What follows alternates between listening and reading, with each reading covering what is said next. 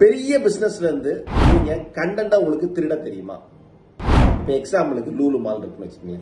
லூலு மால்ல இப்ப என்ன பண்றாங்க? மேங்கோ மேனியான்னு ஒன்று கிரியேட் பண்றாங்க. அதே மாம்பழம் தாங்க, அதே மாம்பழத்தை வரிசையை அடுக்கி வச்சு கூடையில வச்சிருக்காங்க. அவ்வளவுதான், கொஞ்சம் வைக்கல் எல்லாம் போட்டு கொஞ்சம் கூடையில வச்சிருக்காங்க. அதுக்கு ஒரு பேர் மேல ஒரு டேக் வச்சிருக்காங்க, மேங்கோ மேனியான்னு ஒரு போர்டு போட்டிருக்காங்க. இவ்வளவுதான் நடக்குது. ஆனா சைக்காலஜிக்கலா அங்க வரக்கூடிய 80% ஆஃப் கஸ்டமர் என்ன பண்றாங்க? அந்த மாம்பழத்தை வாங்கிட்டு போறாங்க.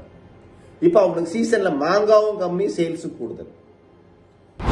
இதை நீங்க திருட தெரியுமா? உங்களுக்கு இந்த கண்டென்ட்டை திருட தெரியுமா?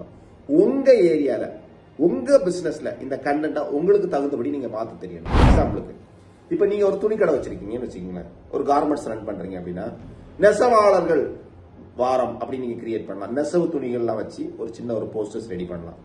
பட்டு வாரம் அப்படி நீங்க போஸ்டர்ஸ் பண்ணலாம். சின்னதா உங்களுக்கு தகுந்தபடி நீங்க வைக்கலாம்.